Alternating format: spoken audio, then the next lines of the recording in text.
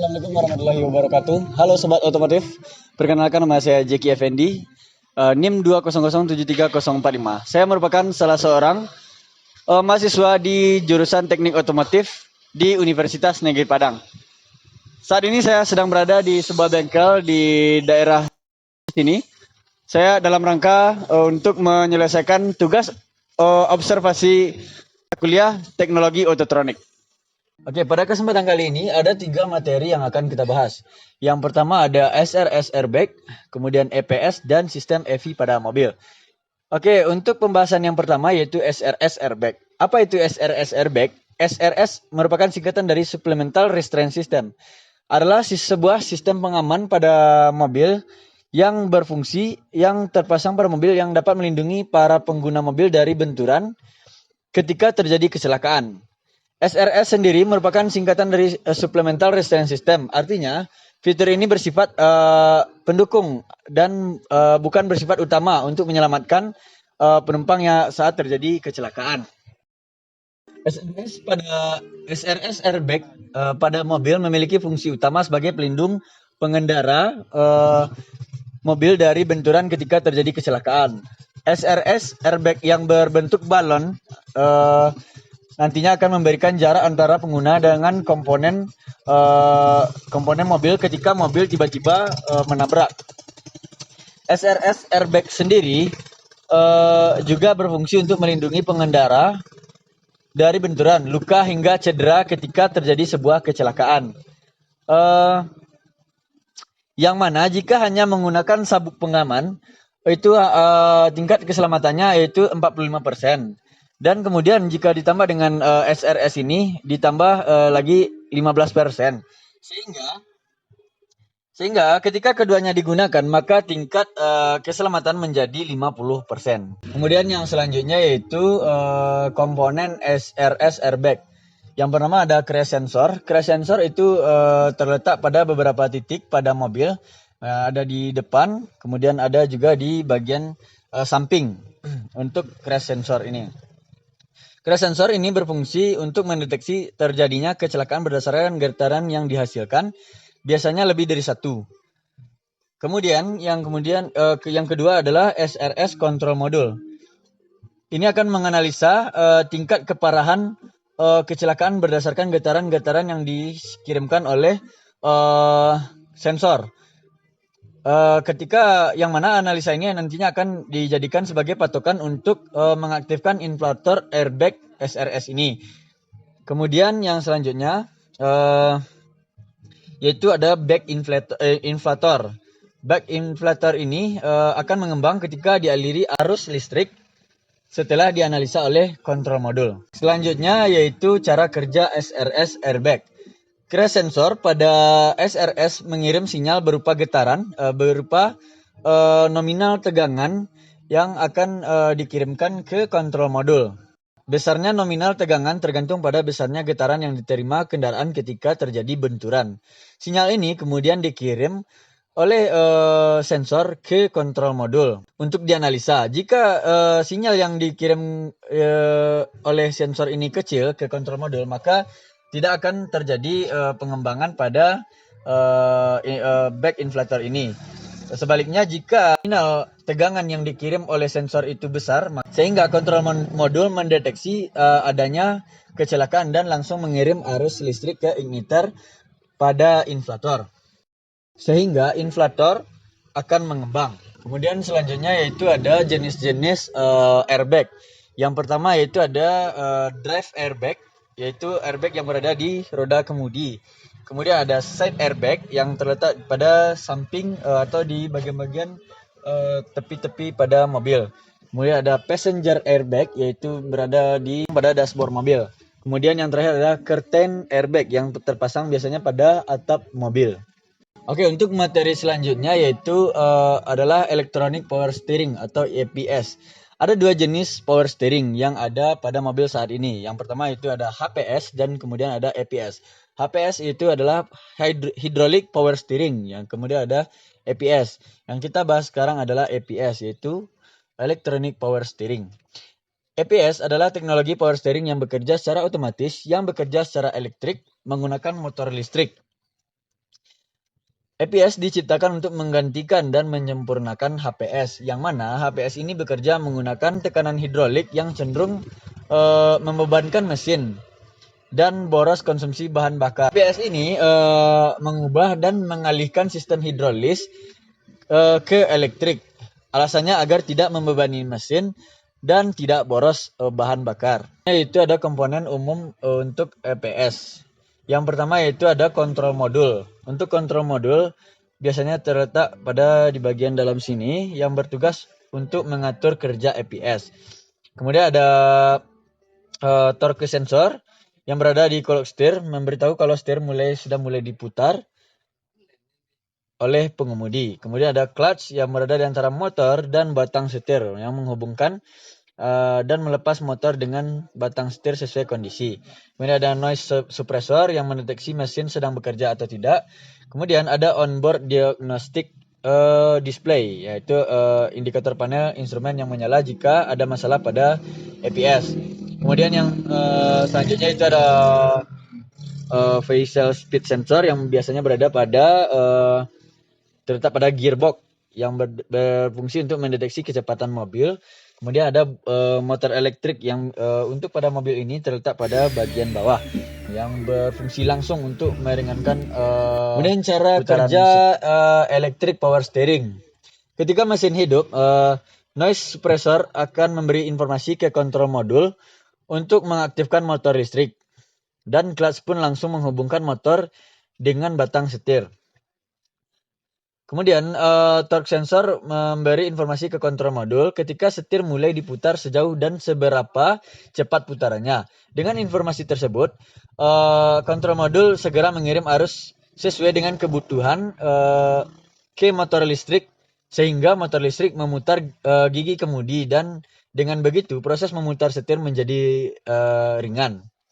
Kemudian vehicle speed sensor memberi informasi kecepatan mesin ke kontrol modul untuk diolah oleh kontrol modul agar motor tidak bekerja di kecepatan tinggi. Jadi pada kecepatan tinggi untuk power steering itu tidak berfungsi. Oke, untuk materi selanjutnya yaitu tentang sistem EV pada mobil. Apa itu sistem EV? Sistem EV merupakan sistem yang menyuplai bahan bakar secara elektronik ke dalam ruang bakar, dari tangki ke ruang bakar. Ada beberapa komponen yang seperti sensor dan aktuator. Yang di sini ada sensor IAT, yaitu intake air temperature, yang berfungsi untuk mendeteksi temperatur udara yang masuk ke ruang bakar. Kemudian di sini ada MAP, manifold air pressure, yang berfungsi untuk mengukur tekanan udara di dalam intake. Kemudian di sini ada TPS, throttle position sensor, yang berfungsi untuk mengukur sudut bukaan katup gas. Kemudian ada di bawah sini ada CKP, yaitu crank position sensor, yang berfungsi untuk mengetahui seberapa cepat RPM mobil. Kemudian di sini juga ada di bagian belakang sini ada CMP, yang berfungsi untuk mendeteksi putaran mesin. Kemudian di belakang sini ada O2 sensor yang berfungsi untuk menentukan berapa besar emisi yang akan dikeluarkan oleh mesin. Kemudian yang terakhir di sini juga ada WTS atau water temperature sensor, yaitu untuk berfungsi untuk mendeteksi temperatur air pendingin.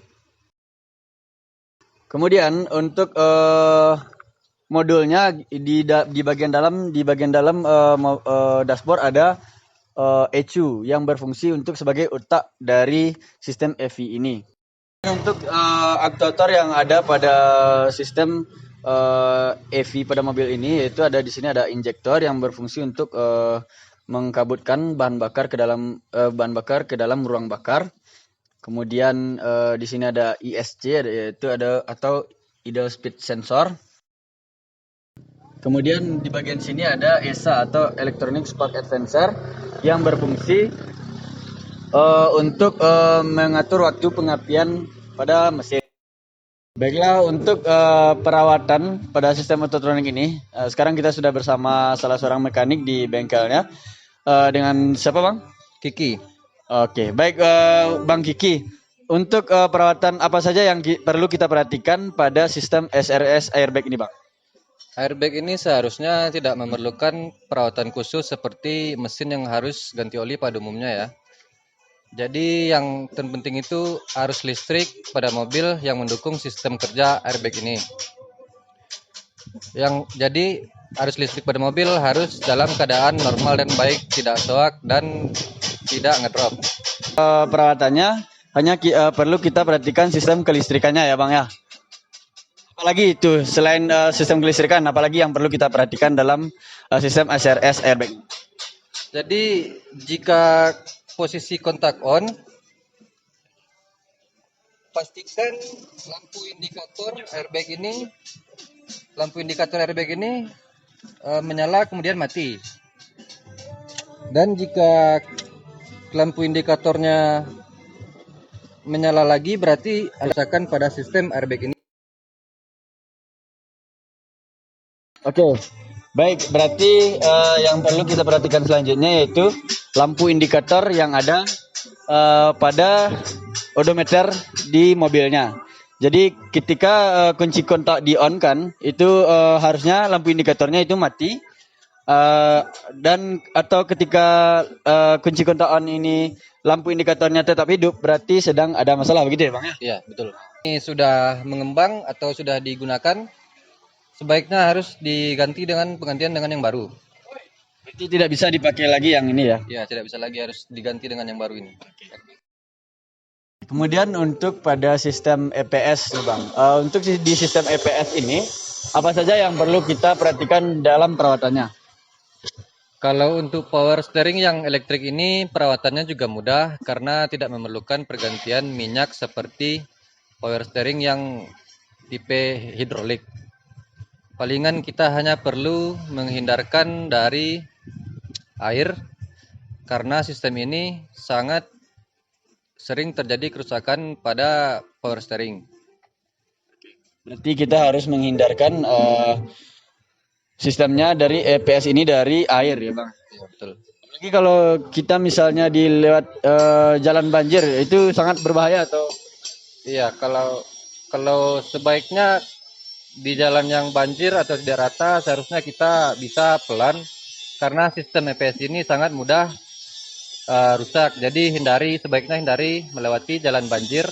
Oke, kalau sistem EPS ini sudah terlanjur rusak atau setelah melewati jalan banjir, apa yang harus kita lakukan, Bang? Sebaiknya kita cek dulu bagian yang terkena air sistemnya. Kalau sudah berkarat, bisa dilakukan dengan penggantian dengan yang baru. Seumpamanya sistem tersebut tidak parah, dan jikalau kerusakannya itu sudah rusak total, maka kita bisa mengganti dengan part yang baru. Dan mungkin harganya ya sedikit mahal. Untuk pada sistem EPS ini, ada lagi kah, Bang, yang perlu kita perhatikan selain yang sudah Bang sebutkan tadi? Ya, mungkin tambahannya seperti kelistrikannya yang harus diperhatikan ya. Contohnya seperti aki, jika akinya lemah atau sistem listrik yang lainnya bermasalah, setirnya akan terasa berat. Oke, itu saja, Bang. Ada lagi tambahannya yang lain selain itu? Ya, mungkin itu aja ya. Kemudian untuk pada sistem EV, Bang, apa saja yang perlu kita perhatikan untuk perawatan pada sistem EV ini? Pada sistem EV ini, bersihkan throttle bodinya, bersihkan sensor-sensor yang lain, perawatan nozzle injektor, pastikan lubang nozzle tidak tersumbat, bersihkan juga filter udara, filter bensin, dan yang paling penting yaitu kondisi aki juga harus memadai. Oke, baik. Itu saja, Bang. Untuk di sistem EV ini, apakah ada perawatan lainnya yang perlu kita perhatikan? Ya, cukup segitu aja. Baik. Oke, sekian untuk observasi kita kali ini. Mungkin cukup bisa dipahami. Kalau ada komentar bisa di komen saja di komentar. Oke, terima kasih ya, Bang ya. Oke, baik. Assalamualaikum warahmatullahi wabarakatuh.